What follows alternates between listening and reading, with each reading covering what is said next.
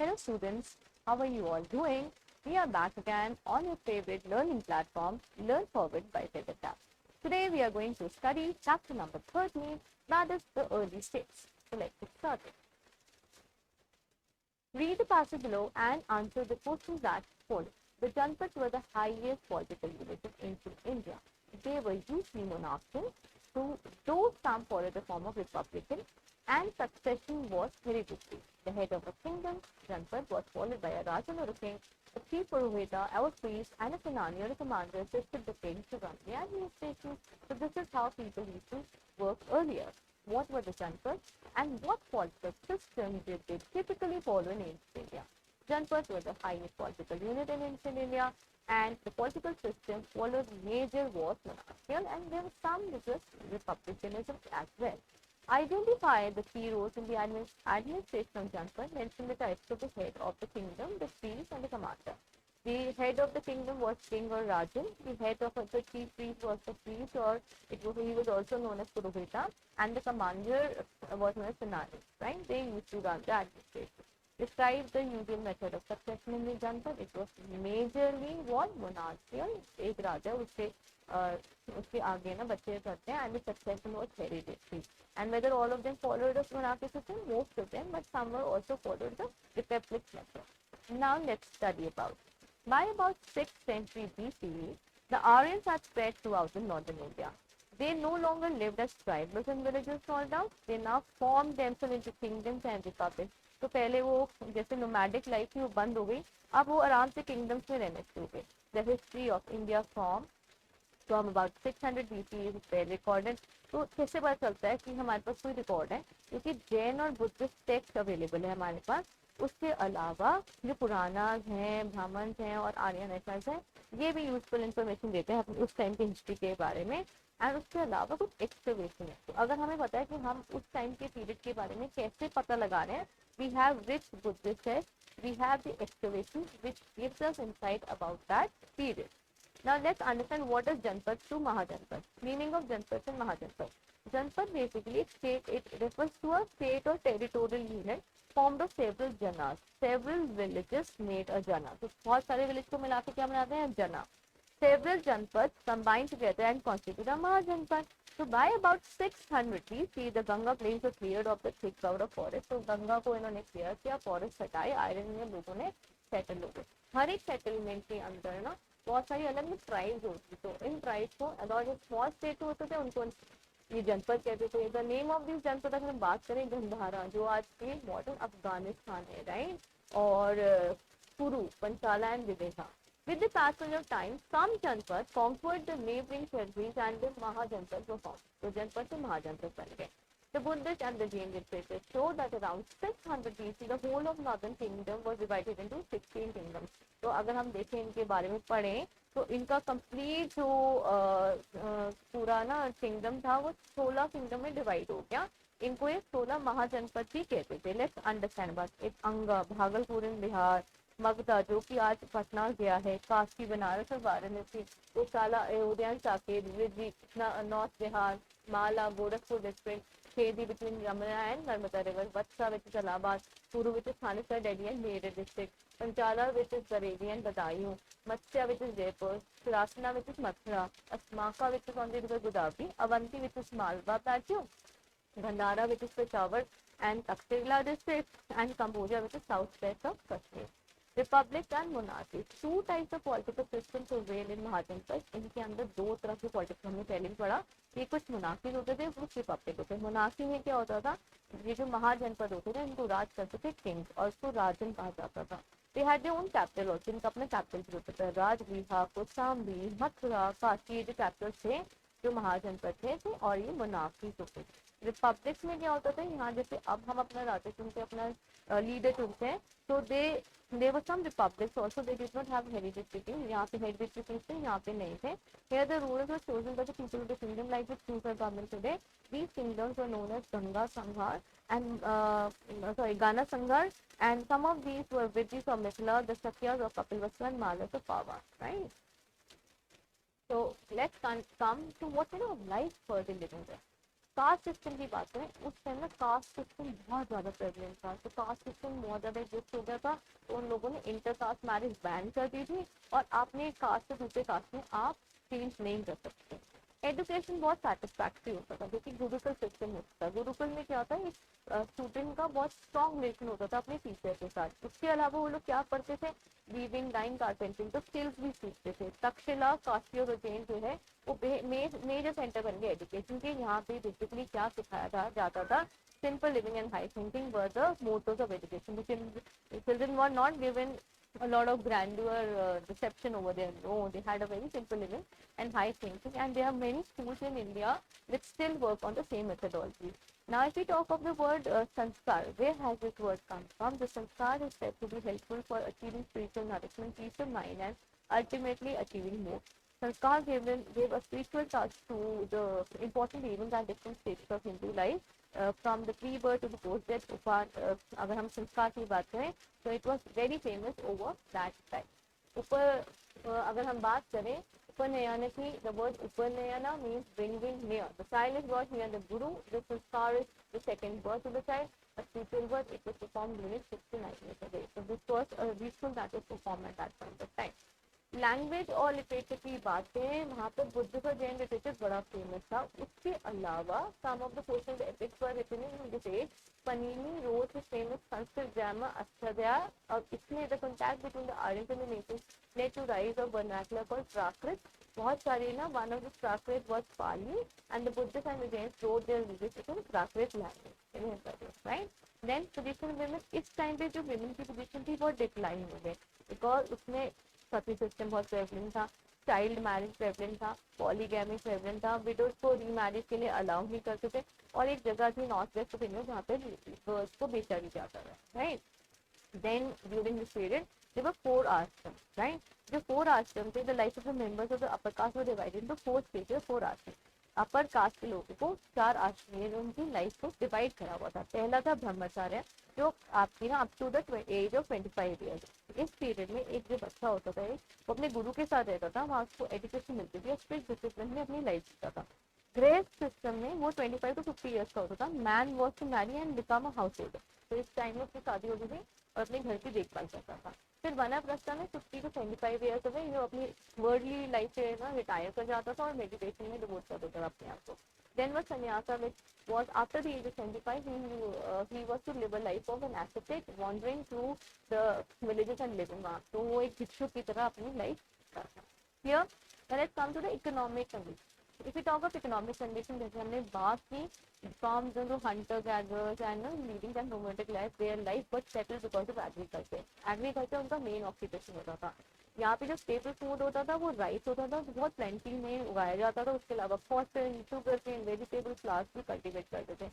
इससे बहुत सारा इकोनॉमिक वैल्यू बढ़ा था, बिकॉज वेल्थ आती थी कंट्री। उसके अलावा बहुत सारे स्पेशल जॉब्स बहुत फेमस हुए थे, कारपेंटर्स, ट्रांसपोर्टर्स, वो भी कंट्री में के ग्रोथ के लिए बहुत कॉन्ट्रीब्यूट कर रहे थे। And this village was practically self sufficient, people were happy and content. यहाँ पे कोई मारा मारी नहीं है, कोई कमी नहीं थी, there was no dearth of resources, people lived a very happy life. If we talk of industries, the industries also increased, like textile, dyeing, printing, jewelry, metalwork, garland making, etc. And guilds of workers, they came into this. Then development of cities.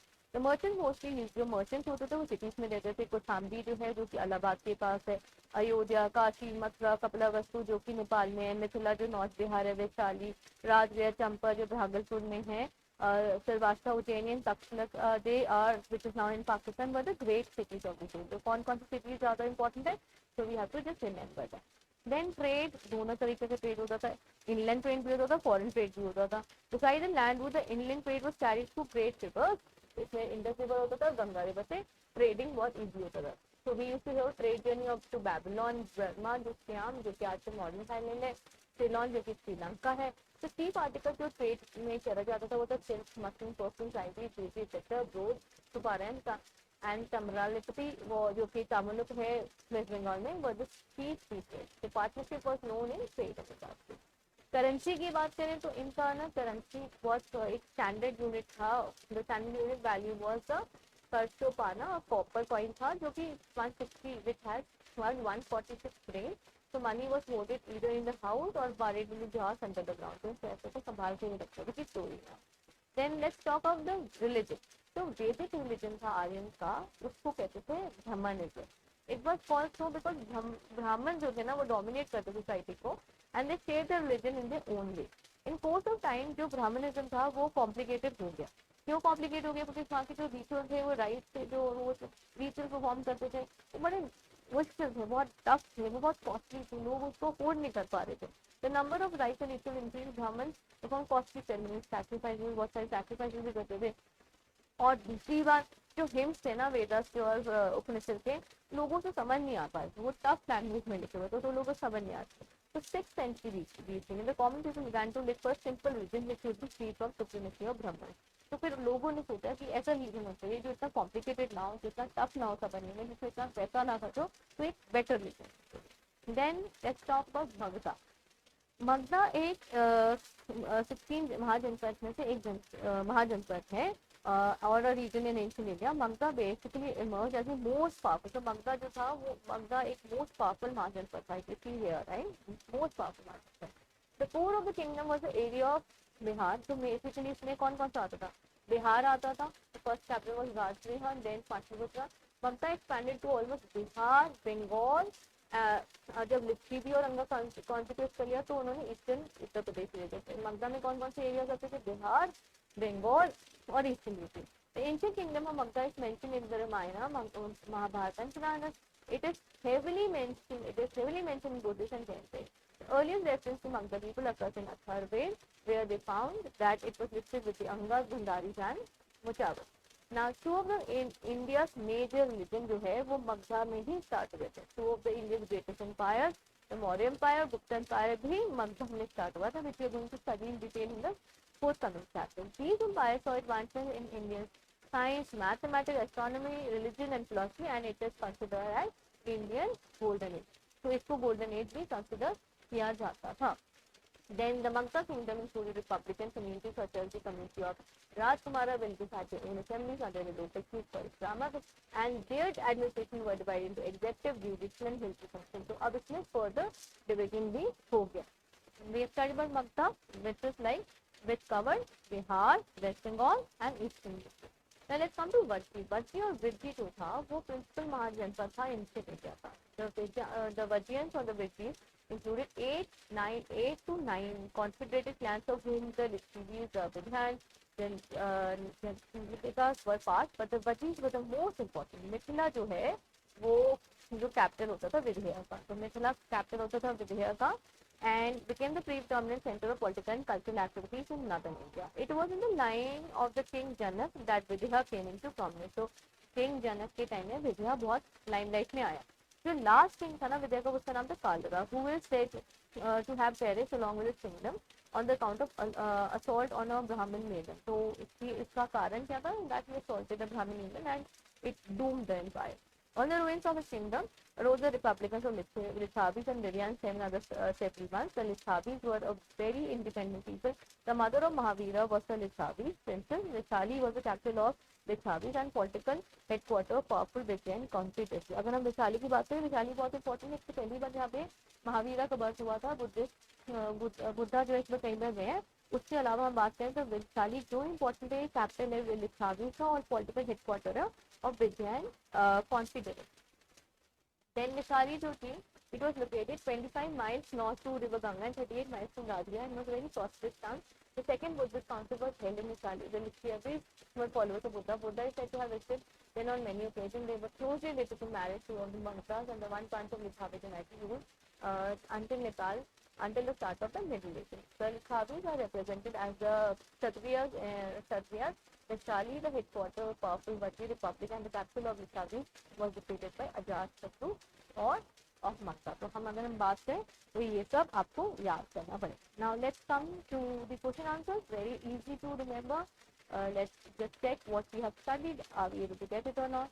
Vidhis were a concentration of 8 to 9 clans. So this is the right answer. The capital of Vidya was Mithila. Then around 600 BC there were how many Mahajanpas? 16 Mahajanpas. Then Panchala was a क्या था? Panchala was a Mahajanpa. Then Magda is modern day Patna. Around true false, around 6th century BC there were 16 Mahajanpas. Yes, a monarchical Mahajanpat was ruled by elected people. नहीं, elected people तो Republican करते हैं ना. The best state for was जो best state था वो meditation के लिए कैसे हो सकता है, क्योंकि इसमें तो आप फैमिली के साथ रहेंगे. सत्य तो 40 was a republic. Now let's come to fill in the blank. In the Gurukul system में चाइल्ड किसके साथ रहता था, गुरु के साथ रहता था. महाजनपद अवंती का मालवा प्लेटो में था. जो ग्रेट रिलीजन स्टार्ट हुए थे वो मगधा में स्टार्ट हुए थे. गंधारा जो है मॉडर्न अफगानिस्तान है. बुद्धिस्ट कैंडिडेट शोज दैट कितने किंगडम थे, 16 महाजनपद थे. राइट. गुप्ता एम्पायर जो था वो गोल्डन एज थे. राइट. द विलेज हेडमैन क्या करता था, he was basically the link between the village and the king. Then monarchy जो था, monarchy was it was ruled by the hereditary king. The last king of Vidya was Kalra, and Mahajanpad was the combined territory of many clans. Right? Clear to everyone? Let's come to the next question, that is answering this. Name the two main sources of information of the period between 1600 BC to 400. We see the main sources of information is the Buddhist text and the excavation done during that time. Mention the names of one ruler each of Vidya. Vidya का हमने पढ़ा कालरा, ममता का बिंबिसारा था, which was like very famous. Ajatashatru भी था. Then how do you define the term Janpad? Janpad is basically made of Jana, which is villages, and it consists of small villages. Why is Vaishali known as important center of pilgrimage? Vaishali is known as important center of pilgrims. First, Mahavira was born in Vaishali. Then it was visited a couple of times by Lord Buddha there. Where was Magda Empire established? Where was it established? If we talk of Magda Empire, it was established in, if you go back and see the details, right? So Magda was in ancient India. It emerged as a very powerful, and it used areas like Bihar, Bengal and Eastern U. So it covers Bihar, Bengal and Eastern U. Then how did Arya, now these are very big questions, you need to go back and write it very carefully. How did the Aryans like the change by 6th century BC, and what political entities did they form during the period? Provide example of Mahajanpad and highlight their significance. So Aryans lived a very different life earlier, but they came with the settlement of agriculture.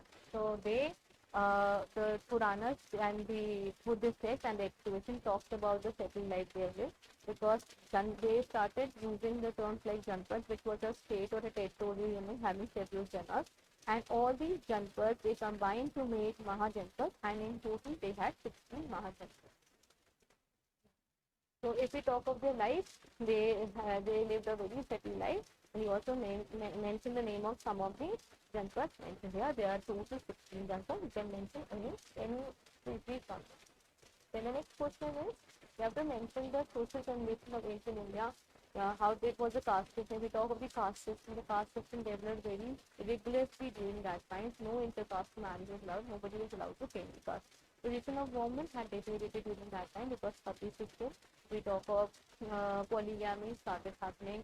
If we talk of the ladies were accustomed to sati, then they were not given that kind of position in the society, and a lot of girls were sold also at that point of time.